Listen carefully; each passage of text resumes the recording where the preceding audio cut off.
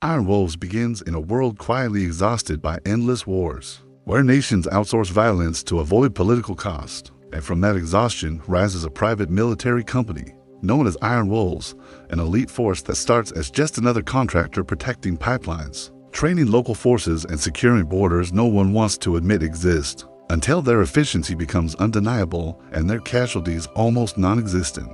Because the Wolves don't fight like armies. They fight like systems, recruiting veterans disillusioned with flags, engineers who treat warfare as logistics, analysts who see conflict as data flow, and commanders who understand that modern wars aren't won with overwhelming firepower, but with timing, narrative control, and economic pressure. And as governments begin relying on Iron Wolves to stabilize regions faster than national armies ever could, budgets quietly shift. Troop deployments shrink, and entire battalions are replaced by wolf units wearing neutral gray, insignia, and operating under contracts instead of constitutions. And at first the public barely notices because the wolves are invisible by design. No national anthem, no televised funerals, no headlines, just quiet results and rising stock markets. Until intelligence agencies start realizing something unsettling: the wolves are not just replacing soldiers, they're replacing strategy itself, embedding themselves into supply chains, satellite maintenance, cyber defense, port security,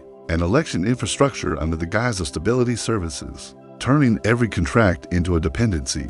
And when a mid-sized nation attempts to terminate its agreement, after discovering classified military decisions are being routed through Wolf-run advisory nodes, its air force is grounded not by bombs, but by missing maintenance upgrades, its fuel shipments delayed by mysterious insurance cancellations, and its communications crippled by legal injunctions tied to obscure international compliance rules, written by firms linked to Iron Wolves, revealing the company's true power: not guns, but control. And as panic spreads among governments, the Wolves continue expanding, presenting themselves as the only force capable of responding to global instability. They themselves now quietly influence, offering protection against cyber attacks, insurgencies, and economic collapse, all while collecting unprecedented amounts of operational data across continents. And when a coalition of major powers finally moves to shut Iron Wolves down, freezing assets and issuing arrest warrants for its leadership, the Wolves don't respond with tanks or missiles, but with a synchronized global maneuver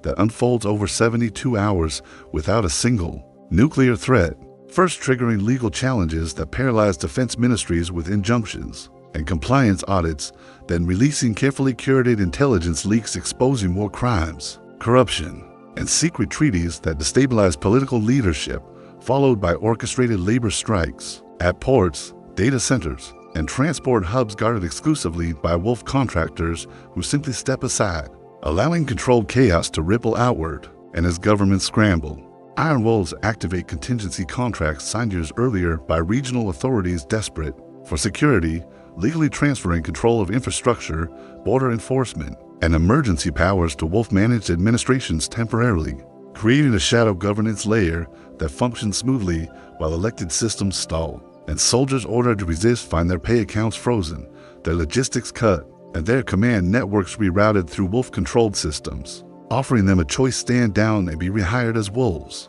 or be stranded without orders in a collapsing chain of command. And as the coup unfolds, analysts struggle to define it because no capitals are stormed, no leaders executed, no flags raised. Yet sovereignty drains away city by city as Iron Wolves assume operational control, under the banner of stability, presenting the world with a terrifying truth: that the modern battlefield is administrative, not explosive. And in the final phase, the Wolves' leadership addresses the world not as conquerors, but as managers, declaring that nations will continue to exist culturally, but security will be handled professionally, arguing that loyalty to efficiency has replaced loyalty to borders. And while some resist violently, their actions only reinforce the Wolves' narrative that disorder requires correction.